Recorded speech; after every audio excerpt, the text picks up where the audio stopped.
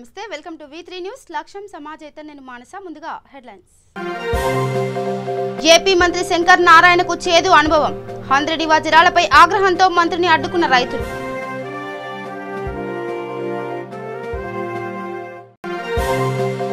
కొత్తపేటలో international ozone layer preservation day signature and branding events ఆధ్వర్యంలో అవగాహన కార్యక్రమం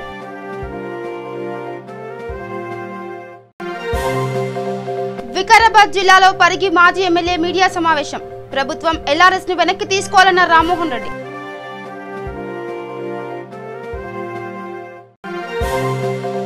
శ్రీశైలంలో చిరుత సంచారం భయాందోళనలో స్థానికులు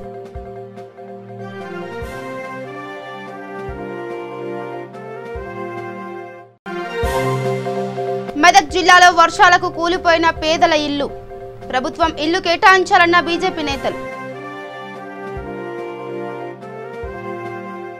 ఇక డీటెయిల్స్కి వెళ్తే ఆంధ్రప్రదేశ్ రహదారులు భవనాల శాఖ మంత్రి శంకర్ నారాయణను మరోసారి రైతులు అడ్డుకున్నారు.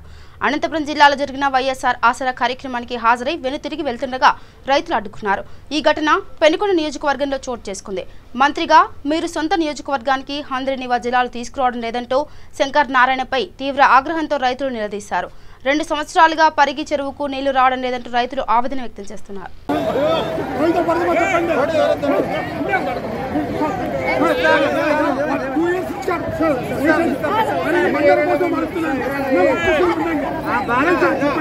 నా బాధ్యత నేను ఇస్తాను వస్తాయి.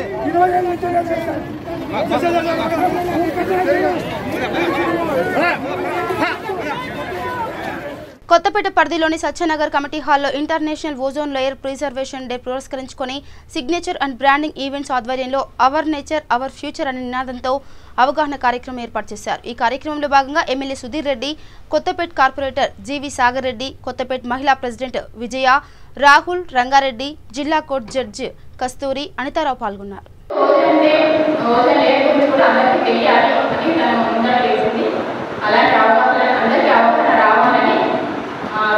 చిన్న ప్రయత్నం తనకి ఎలాంటి సహాయ సహకారాలు కావాలన్నా నేను సుధీర్ గారికి రిక్వెస్ట్ చేస్తున్నాను.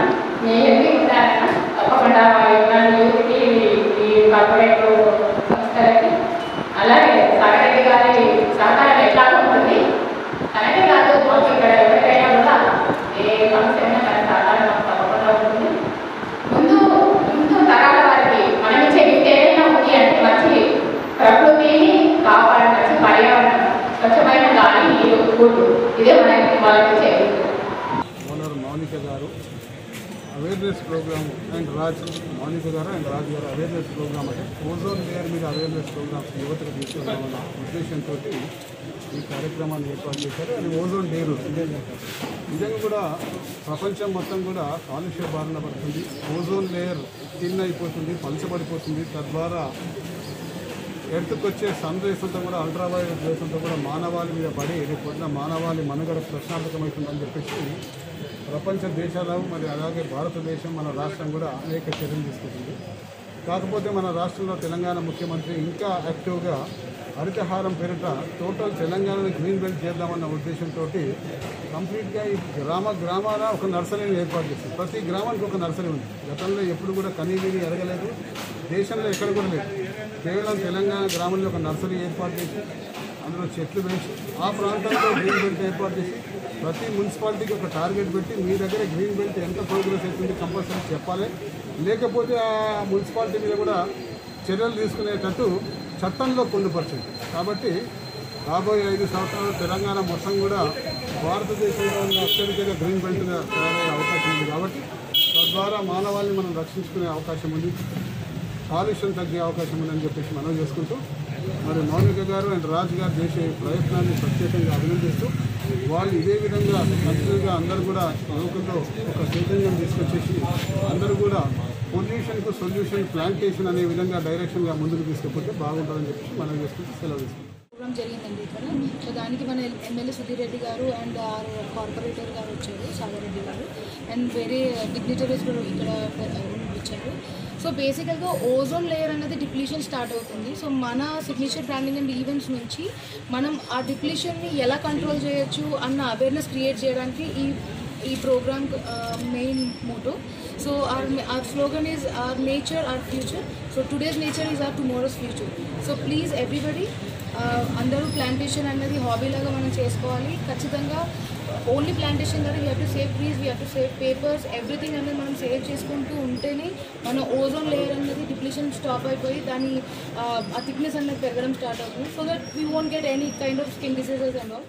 వికారాబాద్ జిల్లా పరిగిలో మాజీ పరిగి ఎమ్మెల్యే టి రామ్మోహన్ రెడ్డి తన నివాసంలో మీడియా సమావేశం ఏర్పాటు చేశారు. ఈ సందర్భంగా తెలంగాణ ప్రభుత్వం అమలు చేసిన ఎల్ఆర్ఎస్ విధానాన్ని ఆయన తీవ్రంగా వ్యతిరేకించారు. టీఆర్ఎస్ పార్టీ ఎన్నికల సమయంలో పేద మధ్యతరగతి ప్రజలకు డబుల్ బెడ్రూమ్లు కట్టిస్తామని చెప్పి అధికారంలోకి వచ్చిన తర్వాత డబ్బు పొదుపు చేసుకుని ఫ్లాట్ కొని ఇల్లు కట్టుకోవాలన్న పేదవారిపై అధిక భారం మోపుతుందని అన్నారు. తెలంగాణ ప్రభుత్వం సామాన్య మధ్యతరగతి ప్రజలపై ఎల్ఆర్ఎస్ విధించడం సరైంది కాదని వ్యాఖ్యానించారు. వెంటనే ఎల్ఆర్ఎస్ విధానాన్ని వెనక్కి తీసుకోవాలని డిమాండ్ చేశారు. తెలంగాణ రాష్ట్ర ప్రభుత్వం ముఖ్యమంత్రి కె చంద్రశేఖరరావు గారు అధికారంలోకి రాకముందు నిల్వ నీడలేని వాళ్లకు పేద ప్రజలకు 2 బెడ్రూమ్ ఇండ్లు కట్టిస్తాను, కాంగ్రెస్ ప్రభుత్వం సింగిల్ బెడ్రూమ్ ఉన్న ఇండ్లు కట్టించింది అని చెప్పి ప్రజల్లోకి వెళ్ళి ప్రజల అభిమానాన్ని చురగొని పేదవాళ్ళందరూ కూడా కలగన్నారు. కేసీఆర్ ముఖ్యమంత్రి అయితే ప్రతి ఒక్కరికి ఇండ్లు కట్టిస్తాడు పేదవాళ్ళకని చెప్పి నమ్మిండ్రు. తర్వాత అధికారంలోకి వచ్చిన తర్వాత ఏ విధంగా చేస్తుండని చెప్పి గమనిస్తున్నాం.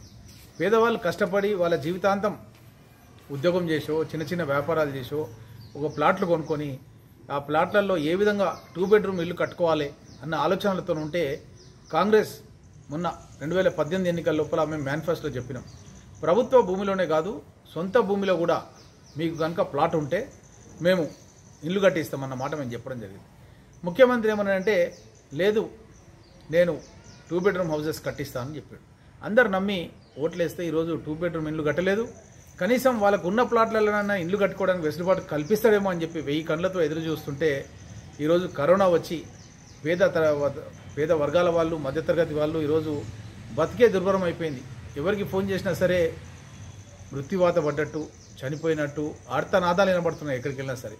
ఇలాంటి కష్టకాలం లోపల పేద ప్రజలను ఆదుకోవడానికి ముఖ్యమంత్రి అన్కండిషనల్గా ఇలాంటి షరతులు లేకుండా ఏవైతే భూములు పేదవాళ్ళు లేఅవుట్లల్లో గతం లోపల కొన్నారో అనాథరైజ్డ్గా ఉన్నటువంటి కొన్నారో దాన్నన్నింటినీ కూడా డబ్బు లేకుండా రెగ్యులరైజ్ చేయాలని చెప్పి కాంగ్రెస్ పార్టీ పక్షాన మేము డిమాండ్ చేస్తున్నాం. ఈ విధంగా ఎల్ఆర్ఎస్ ఈ కరోనా సమయం లోపల ఎల్ఆర్ఎస్ పేరు చెప్పుకొని ఒక 6,000 కోట్ల రూపాయలు ప్రభుత్వం పేదలను నడ్డి విడిచి వసూలు చేసే విధంగా ఈ కార్యక్రమం పెట్టుకోవడం అనేది చాలా బాధాకరం. మన దగ్గర పరిగి చుట్టుముట్టు చాలా లేఅవుట్లు చేసి చాలామంది పేదవాళ్ళు ప్లాట్లు కొనుక్కున్నారు. అది ఏ విధంగా రెగ్యులరైజ్ చేయాలని చెప్పి వికారాబాద్లో ఎక్కడ చూసినా సరే అదే చర్చ జరుగుతుంది. ఈ ప్రభుత్వానికి గుణపాఠం చెప్తేనే వచ్చే ఎన్నికల్లో కాంగ్రెస్ పార్టీ వస్తేనే మేము మాత్రం తప్పకుండా ఏ లేఅవుట్లు ఉన్నా ఏమున్నా సరే కూడా అవన్నీ కూడా మేము రెగ్యులరైజ్ చేస్తాం. అదేవిధంగా వీళ్ళు కట్టి అని ఇండ్లను కూడా తప్పకుండా ఇందిరమ్మ ఇండ్లని కూడా అది పేదవాళ్ళ స్థలంలో కానీ ప్రభుత్వ స్థలంలో కానీ ఖచ్చితంగా కాంగ్రెస్ పార్టీ కట్టిస్తుంది. గతంలో కూడా 43,000 ఇండ్లు పరిగి నియోజకవర్గంలో మేము శాంక్షన్ చేయించి కట్టించడం జరిగింది. తప్పకుండా అలాంటి కార్యక్రమం తీసుకుంటామన్న విషయాన్ని తెలియజేస్తాం. ఇక శ్రీశైలం బీసీ స్కూల్ ఆవరణంలో చిరుతపులి సంచారం కలకలం రేపుతుంది. చిరుత సంచారంతో స్థానికులు భయాందోళనకు గురవుతున్నారు. 3 రోజులుగా చిరుతపులి సంచరిస్తున్నట్లు ఫారెస్ట్ రేంజర్ నరసింహులు వెల్లడించారు. పులి పాదముద్రలు సంఘటన స్థలంలో ఉన్నాయన్నారు. బీసీ స్కూల్ ప్రిన్సిపల్ జోహర్ గృహంలోని వరండాలో పడుకున్న కుక్కను చిరుతపులి కొరికి చంపిందని నరసింహులు చెప్పారు. గత అర్ధరాత్రి కాంపౌండ్ వాల్ దాటుకొని వరండాలోకి వచ్చిన చిరుత కుక్కపై దాడి చేసి రక్తం తాగి వెళ్లిందని ప్రిన్సిపల్ జోహర్ అన్నారు.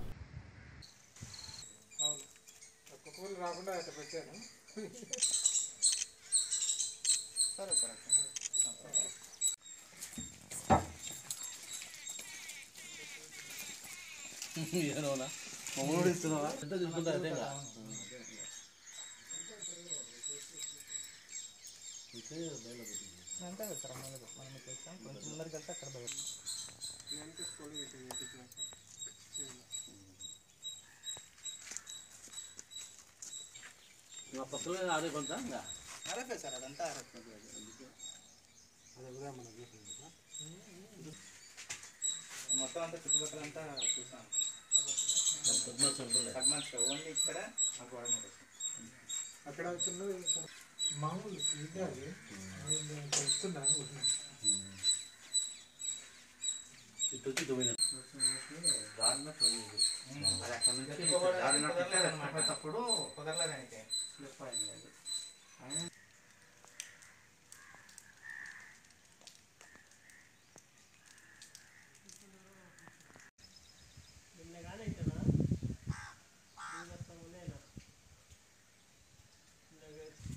అదే స్కూల్ ఉంటే అట్లా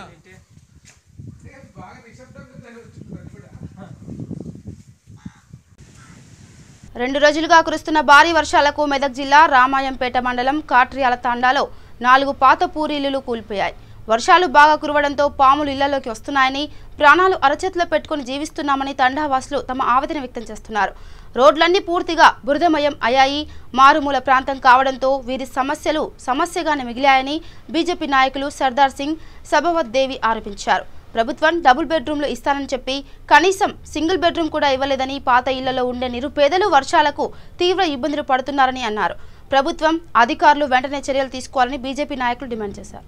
నా పేరు నేనావత్ గణేష్, కాట్యాల తండవాసిని. సో ఇప్పుడు కేసీఆర్ పాలన వచ్చినప్పటి నుంచి మాకు డబుల్ బెడ్రూము ప్లస్ అదేవిధంగా రోడ్లు, మా తండలో రోడ్లు అనేది లేవు. మా ఊర్లో అనేది డబుల్ బెడ్రూమ్ అనేది ఒక్కటి కూడా ఇప్పటిదాకా నమోదు చేయలేదు. అందుకే కేసీఆర్ని అడగాల్సింది ఒకటే మనవి చేస్తున్నా. మాకు డబుల్ బెడ్రూమ్లు మీరు ఇచ్చిన హామీలు మాకు తొందరగా నెరవేరిస్తే మాకు కూడా ఎంతో సంతోషంగా ఉంటుంది. కానీ ఇప్పుడు పరిస్థితి ఎట్లా ఉంటుందంటే ఎక్కడ వేసిన గొంగడి అక్కడనే ఉంది. కానీ ఇప్పటిదాకా మా తండకు కానీ మా సర్పంచ్ కానీ ఎవరు పట్టించుకోవడం లేదు. మా రోడ్లు కూడా ఇప్పటిదాకా ఎవరు ఒక్క రోడ్డు కూడా వేయడం లేదు. మా రోడ్ల పైన నాట్లు వేస్తే కూడా నాట్లు అది గ్రామం కాట్యాల తండ. ఇక్కడ మా తండవాసి సభావత్ రాములు ఈ పూరి గుడిసె కూలిపోవడం జరిగింది. ఇక్కడ ఈ అధికార పార్టీ ఇప్పుడు కూడా డబుల్ బెడ్రూమ్ అన్నారు, ఏదేదో అన్నారు. ఇంకా డబుల్ బెడ్రూమ్ కాదు కదా, సింగిల్ బెడ్రూమ్ కూడా రాకపోవడం లేదు. ఎదురు చూసి చూపులే కానీ ఇంకా వేరేదేం లేదు.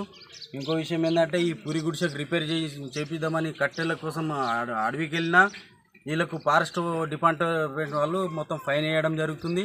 అదేవిధంగా మన కేసీఆర్ కూడా మన స్థానిక ఎమ్మెల్యే పద్మదేందర్ రెడ్డి కూడా పట్టించుకోవడం లేదు. ఎన్నికల ముందు వచ్చి ఫస్ట్ మా అందరి కాలు మొక్కడానికి కూడా సిద్ధంగా ఉండే. ఇప్పుడు గెలిచినాక కూడా 2 సంవత్సరాలు అవుతుంది. రెండోసారి అధికారంలోకి వచ్చి కూడా ఎవరిని పట్టించుకోవడం లేదు. ఈ సీసీ రోడ్ లేదు, ఈ తండకి ఏది లేదు. ప్రజలు చాలా అనారోగ్యానికి గురి కావడం జరుగుతుంది. ఇక్కడ మన కాట్యాల తండవాసులందరూ ఇతను సభావత్ రాములు ఇతని కుటుంబాల పిల్లలకు రాత్రి అకాల వర్షం, రాత్రి బీభత్సంగా భారీ వర్షం రావడంతో కూలిపోవడం జరిగింది. వాళ్ళ ఫ్యామిలీలో వాళ్ళ పిల్లలకి గాయాలు కావడం జరిగింది. ఇవన్నీ ఎవరు పట్టించుకోవడం లేదు. మన గ్రామ సర్పంచ్ కానీ ఎంపీటీసీ కానీ ఇప్పుడున్న ప్రజెంట్లీ ఉన్న ఇప్పుడు అధికార ఎవరు కూడా పట్టించుకోవడం లేదు. ఈ వ్యక్తికి కూడా ఇక నల్లమలలో గత 2 రోజుల నుండి కురుస్తున్న భారీ వర్షాలకు నాగర్ కర్నూలు జిల్లా అచ్చంపేట మండలం రంగాపురం గ్రామం శ్రీ ఉమామహేశ్వర దేవస్థానం పాపనాశనం దగ్గర కొండపై నుంచి భారీ ఎత్తున జలపాతం జాలువారుతుంది. జలపాతం నాగుల దగ్గర నుండి పాపనాశనం వరకు పెద్ద ఎత్తున పారుతూ చూడ్డానికి ఎంతో ఆహ్లాదాన్నిస్తుంది. నల్లమలలో లొద్ది, మల్లయ్య, మల్లెల తీర్థం మరియు ఉమామహేశ్వర క్షేత్రాలు జలపాతంతో పర్యాటకులను కనువిందు చేస్తున్నాయి.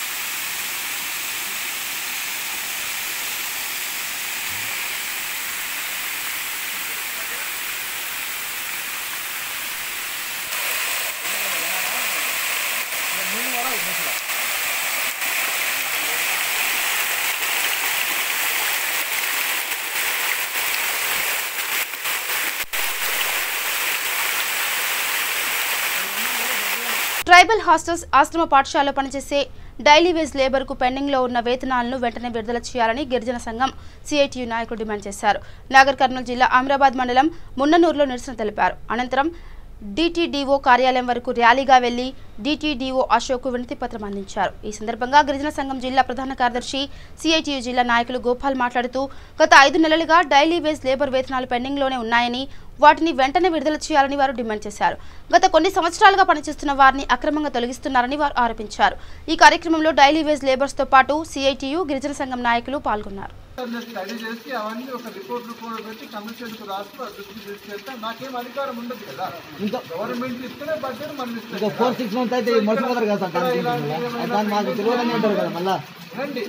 ఇక్కడ ఉండే అన్ని కూడా స్కూల్ వారిగా, హాస్టల్ వారిగా, పర్సన్ వారిగా, అంటే వ్యక్తి వారిగా డీటెయిల్స్ అన్ని కూడా ఒక రిపోర్ట్ రాసి ఇంత పెండింగ్ ఉందని చెప్పి ప్రభుత్వం తీసుకెళ్తా ప్రభుత్వం బడ్జెట్ ఇస్తే.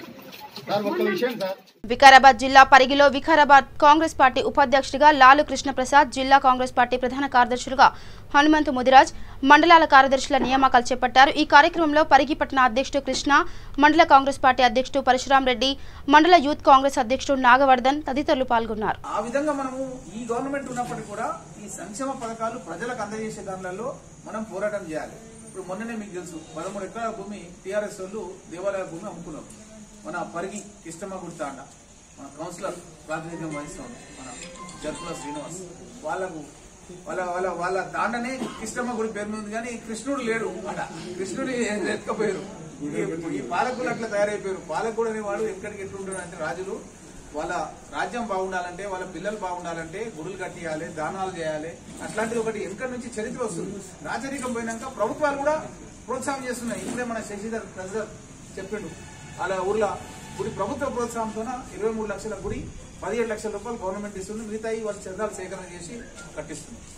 అదేవిధంగా మైనార్టీ సోదరులకు కూడా గవర్నమెంట్ నుంచి, ఎండోమెంట్ నుంచి, వాళ్ళ వక్ఫ్ బోర్డు నుంచి కూడా వస్తాయి, వాళ్ళకి ఫండ్స్ చాలా వస్తాయి. అవన్నీ కూడా మనం తీసుకొని వాళ్ళకు కూడా హెల్ప్ చేసేటట్టుగా ఈ మైనార్టీ ఏవైతే మనం పదవులు ఇస్తున్నామో వాళ్ళు ఆ విధంగా చేయాల్సి వస్తుంది. అదేవిధంగా యూత్ కాంగ్రెస్ వాళ్ళు ఏంటంటే, యువజనులకు ఈ ప్రభుత్వం నిరుద్యోగ వృత్తి ఇస్తా అని చెప్పి ఎన్నికల్లో ఓట్లు వేయించుకుంది. నిరుద్యోగ యువకులతో నిరుద్యోగ వృత్తి ఇవ్వడం లేదు. పాపం వాళ్ళు ఏదైనా అప్లికేషన్ పెట్టుకోవాలంటే ప్రతిదాన్ని ఇంట్లో అడగాలంటే కూడా సిగ్గైతుంది. భద్రాద్రి కొత్తగూడెం జిల్లా జూలూరుపాడు మండలం సీతారామ ప్రాజెక్టు పరిసర గ్రామాల ప్రజలకు వరద ఉధృతికి భయాందోళన చెందుతున్నారు. ప్రాజెక్టు నిర్మాణ పనులు కొనసాగుతుండటంతో ప్రస్తుతం కురుస్తున్న వర్షాలకు నీరు గ్రామాల్లోకి చేరి తీవ్ర ఇబ్బందులు ఎదుర్కొంటున్నారు. దీనిపై V3 న్యూస్లో వచ్చిన కథనాలపై స్పందించిన తహసీల్దార్, ప్రాజెక్టు అధికారులు గ్రామాల్లో పర్యటించి బాధితులకు భరోసానిచ్చారు. పనులు త్వరితగతిన పూర్తి చేసేందుకు గాను చర్యలు తీసుకుంటామని చెప్పారు. నమస్కారం అండి, నా పేరు Ranjith AEE, assistant executive engineer, Sitaram ప్రాజెక్టులో చేస్తున్నాను. అయితే ఇప్పుడు ఈ నల్లబండ బోర్డుల విషయానికి వచ్చేసరికి ఇప్పుడు మనకు వరదలు ఎక్కువ రావడం వల్ల అవి మనం ఇంకా ప్రాజెక్ట్ ఇంకా పూర్తి దశలో కంప్లీట్ అవ్వలేదు కావున ఇప్పుడు అవి నీళ్ళన్నీ కొద్ది ఫోర్స్ తోటి పైనుంచి కొండల నుంచి వచ్చే పరిస్థితి ఉంది. అయితే ఇప్పుడు మనకి కొన్ని పాయింట్స్ ఉన్నాయండి. ఇప్పుడు ఎక్కడైతే మనకి స్ట్రీమ్ ఫ్లో ఎక్కడైతే ఉంటుందో అక్కడ మనం స్ట్రక్చర్స్ ప్రపోజ్ చేసుకున్నాం. అక్కడ స్ట్రీమ్ వచ్చిన నీళ్ళు వచ్చినట్టు అటు నుంచి వెళ్ళాల్సిన పరిస్థితి ఉంది. అయితే కొంతమంది రైతుల మధ్యలో వాళ్ళకి కింద చెరువుల దగ్గర వాళ్ళ ఆయకట్టు ఏదో మునుగుతుందన్న కాన్సెప్ట్ తోటి మేము ఓపెన్ చేసిందని మొన్న రీసెంట్గా ఇక్కడ వాళ్ళు క్లోజ్ చేశారు. దాని గురించి మేము మళ్ళీ కంప్లైంట్ కూడా చేయడం జరిగింది పోలీస్ డిపార్ట్మెంట్ వాళ్ళకి. ఇప్పుడు ఏం జరుగుతుందంటే వచ్చిన ఫ్లో అనేది ఒకవేళ ఇప్పుడు ఆ ఎక్కడైతే వాళ్ళు చేశారో అక్కడే మళ్ళీ తెగే ఛాన్స్ ఉంటుంది. కొద్దిగా ఎక్కువ ఫ్లో అయితే, కొద్దిగా తక్కువ ఫ్లో ఉన్నప్పుడు ఇటు నుంచి కొద్దిగా ఇళ్లలోకి వెళ్ళే ఛాన్సెస్ కూడా ఉన్నాయి. సో దాని మీదనే ఇప్పుడు మేము కంప్లైంట్ ఇచ్చాము. రేపు పోలీస్ డిపార్ట్మెంట్ వాళ్ళతోటి మరి వాళ్ళు రైతుల సహకారంతో ఏం చేయాలనేది రేపు చేస్తాం. ఇక రాష్ట్రంలోనే మొట్టమొదటిసారిగా రాజేంద్రనగర్ నియోజకవర్గం బండ్లగూడ మున్సిపల్ కార్పొరేషన్లో 12 లక్షల నిధులతో నిర్మించిన మన టాయిలెట్స్ను ఎమ్మెల్యే ప్రకాష్ గౌడ్ ప్రారంభించారు. ఈ కార్యక్రమంలో municipal corporation mayor Mahender Goud, deputy mayor Rajender Reddy, additional collector Prateek Jain, municipal commissioner Venugopal Reddy, corporator తదితరులు పాల్గొన్నారు. తెలంగాణ ప్రభుత్వం వచ్చిన తర్వాత ఎలాంటి పనులు జరుగుతుందో మీ అందరూ కూడా తెలుసు. కమిషనర్ గారు, ప్రొఫెసర్ యూనిట్ కలెక్టర్ గారు, మేయర్ గారు, డిప్యూటీ మేయర్ గారు, కౌన్సిలర్ అందరూ కూడా రావడానికి, కార్పొరేటర్లు అందరూ కూడా రాష్ట్రంలో మన టాయిలెట్ అనేది ఒక ఫస్ట్గా ఈరోజు మన కాన్స్టిట్యూన్సీ చేయడం చాలా సంతోషం. ఇలాంటి పనులు చేయడంలో ఎందుకంటే అధికారులు కూడా దీన్ని గమనించి ఏ విధంగా చేస్తే ఎక్కడెక్కడ పెడితే బాగుంటుందనే ఆలోచనతో ఇక్కడ చౌరస్తులు ఉంటాం. లేకపోతే ఏంటంటే రోడ్ల మీద కూర్చొని రోడ్ల మీద వస్తుంటారు, మనం మూత్రాలు వస్తుంటారు చూస్తుంటాం. అలాంటి ఇబ్బంది కాకుండా మన ముఖ్యమంత్రి గారు నిజంగా కూడా దీన్ని మొత్తము నిజంగా కూడా ఓపెన్ అనిపిస్తుంది. ఏంటంటే ఒక 10 సంవత్సరాల్లో కూడా మనం బయట దేశం ఎట్లా చూస్తాం, ఇక్కడ కూడా అట్లా చూడకుండా అనిపిస్తున్నారు. మన మున్సిపాలిటీలో కూడా మనం చూసినారు, 1/2 కిలోమీటర్కు టైలెట్ కట్టేయడం జరిగింది. ఇక్కడ ఈరోజు మన టైలెట్ అనేది మన రాష్ట్రంలో ఎక్కడ ఫస్ట్ సారిగా మనకి కాన్సన్ట్రేట్ చేయడం చాలా సంతోషం. అందుకని ఆడబిడ్డలు కూడా ఎందుకంటే రోడ్ల మీద మోపిల్ అంటే ఎన్నో రోడ్ల మీద వాడిపోతున్న ఆడబిడ్డలు కూడా పోయించేంత ఇబ్బంది ఉంటుంది. అందుకని ఇలాంటి టైలెట్ ఉండడంలో చాలా ఇబ్బందిగా కూడా ఆడబిడ్డలకి కానీ మోపిల్లకైనా ఊరికి కానీ ఇప్పుడు మేము ప్రజలకు అందరూ కూడా ఎంతో ఇబ్బంది ఉంటుంది. అందుకని తెలంగాణ ప్రభుత్వం వచ్చినా ప్రజలు కూడా గమనించాలి, ఏ ప్రభుత్వం వచ్చినాక ఏం పని చేస్తున్నాం, ఆఫీసర్స్ కూడా ఎట్లా పని చేస్తారు అవన్నీ గమనించినప్పుడే ప్రజలు నిజంగా ప్రభుత్వం మంచి పని చేస్తున్నారు, మంచి పేరు రాగలుగుతుంది. అందుకని ఎప్పుడు ముఖ్యమంత్రి గారు అంటూనే ఉంటారు, అధికారులు కానీ ప్రజాప్రతినిధులకు ప్రజలను మంచి పేరు తెచ్చుకోవాలని చెప్తున్నారు. అందుకని ఈరోజు మేమందరం కూడా చాలా సంతోషపడుతున్నాం. ఇలాంటివి కూడా ఇంకెక్కడైనా మేము పెట్టడానికి మా జాయింట్ కలెక్టర్ గారు కూడా ఆయన రావడం కూడా మాకు చాలా సంతోషం. ఎందుకంటే ఆయన కూడా చూసి ప్రజలను సంతోషించి ఇంకేమైనా ఫండ్స్ ఇప్పినా కూడా ఆయన కూడా మా తరఫున చేస్తారని కూడా మేము ఆశిస్తున్నాం. మా కమిషనర్ గారు కూడా ఇక్కడ మంచి పని చేస్తున్నారు, చాలా సంతోషం. వచ్చిన తర్వాత మేము అందరూ కూడా చూస్తున్నారు, దాన్ని కూడా చూస్తున్నాం. మేము ఇక్కడ షీటీం పేరిట ఓ యువతి నుండి 2 లక్షల నగదు దోచుకున్న ఘటన వనపర్తి జిల్లాలో చోటు చేసుకుంది. హైదరాబాద్లో ఓ హాస్టల్లో ఉంటూ ప్రైవేట్ ఉద్యోగం చేస్తున్న ఓ యువకులు మధ్య ఏర్పడ్డ పరిచయం ప్రేమగా మారింది. ప్రేమిస్తున్నానని చెప్పి ఆ యువకుడు మరో యువతిని పెళ్లి చేసుకోవడంతో బాధితురాలు షీటీంను ఆశ్రయించింది. అతనికి వివాహం జరగడంతో పెద్దల సమక్షంలో యువతికి 4 లక్షల నష్టపరిహారం చెల్లించాలని పెద్దలు నిర్ణయించారు. ఈ మేరకు యువకుడు బాధితురాలికి నష్టపరిహారం అందజేశారు. అయితే ఈ క్రమంలో యువతికి సహాయంగా నిలిచిన ఆమె స్నేహితులే మోసానికి పాల్పడ్డారు. షీటీం నుండి ఫోన్ చేస్తున్నామంటూ నీకు న్యాయం జరిగేలా చూశామని, నీకు వచ్చిన 4 లక్షల్లో సగం వాటా ఇవ్వాలని వేధించారు. దీనిపై బాధితురాలు పోలీసులకు ఫిర్యాదు చేయగా పోలీసులు కేసు నమోదు చేసి దర్యాప్తు చేపట్టారు. చెందినటువంటి ఒక యువతి తర్వాత రాయగూడెంకి చెందినటువంటి ఒక యువకుడు వీళ్ళిద్దరూ ప్రేమించుకున్నారు. దాంట్లో భాగంగా వాళ్ళిద్దరికి కొంచెం డిఫరెన్సెస్ వచ్చి సూర్యాపేట షీటీంని ఆశ్రయించడం జరిగింది. గత నెల 11వ తేదీన వాళ్ళు షీటీంలో కంప్లైంట్ చేసిన తర్వాత ఇరుపక్షాల వారిని పిలిపించి కౌన్సిలింగ్ ఇవ్వడం జరిగింది. అటు కౌన్సిలింగ్ అయిపోయిన తర్వాత ఈ అమ్మాయి తరపు వాళ్ళు అబ్బాయి తరపు వాళ్ళు ఇద్దరు పెద్ద మనుషులు కూర్చొని ఆ అమ్మాయికి ఒక 4 లక్షల రూపాయలు పరిహారం చెల్లించేటట్టు ఒప్పందం కుదుర్చుకున్నారు పెద్ద మనుషుల సమక్షంలో. దాని తర్వాత ఆ అమ్మాయికి ఆ అబ్బాయి డబ్బులు ఇవ్వడం జరిగింది. ఈ సదరు బాధిత యువత ఎవరైతే ఉన్నదో ఆ అమ్మాయి తరపున ఒక విజయ్ అనే అతను, కావ్య అనే యువతి, తర్వాత ప్రవీణ్ అనే అతను పెద్ద మనుషులుగా వెళ్ళి ఆ అమ్మాయి డబ్బులకు 4 లక్షలు ఉంచిన తర్వాత షీటీం వాళ్ళకి ఇవ్వాలి అని చెప్పి ఆ యొక్క దీంతో 2 లక్షల రూపాయలు డిమాండ్ చేసి తీసుకున్నారు ఆమె దగ్గర.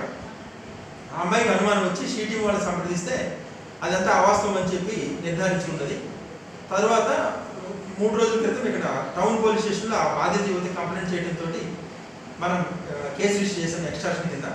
చేసిన తర్వాత ఈ ప్రవీణ్, కావ్య, తర్వాత విజయ్ ఈ ముగ్గురిని అరెస్ట్ చేయడం జరిగింది. వారి వద్ద నుంచి 1,85,000 రూపాయలు నగదు, సెల్ ఫోన్ స్వాధీనం చేసుకోవడం జరిగింది. ఈ కేసులో వేగంగా స్పందించి టెక్నాలజీని ఉపయోగించి ఆ ముగ్గురిని పట్టుకోవడానికి శ్రమించినటువంటి టౌన్ ఇన్స్పెక్టర్ ఆంజనేయులు గారు, తర్వాత SI Srinivas, Anjay head constables Karunakar, Krishna, Saidulu వీళ్ళందరినీ గౌరవ ఎస్పీ గారి తరఫున అభినందించడం జరుగుతుంది. ఇక రాజన్న సిరిసిల్ల జిల్లా చందుర్తి మండలం జోగాపూర్ చెరువు నుండి సూరమ్మ చెరువులోకి వెళ్లే అతిపెద్ద పైప్ లైన్ వరద తాకిడికి గురైంది. కిలోమీటర్ల మేర పైప్ లైన్ పగిలిపోయింది. అధికారులు స్పందించి మరమ్మతులు చేపట్టాలని రైతులు కోరుతున్నారు. ఇక బులెటిన్ ముగించే ముందు హెడ్లైన్స్ మరోసారి. ఏపీ మంత్రి శంకర్ నారాయణకు చేదు అనుభవం. హంద్రెడి వజ్రాలపై ఆగ్రహంతో మంత్రిని అడ్డుకున్న రైతులు.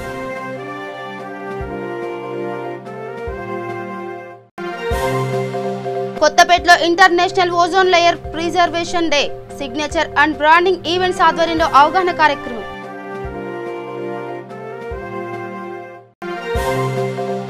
వికారాబాద్ జిల్లాలో పరిగి మాజీ ఎమ్మెల్యే మీడియా సమావేశం.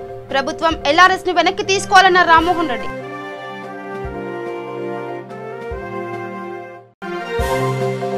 శ్రీశైలంలో చిరుత సంచారం, భయాందోళనలో స్థానికులు.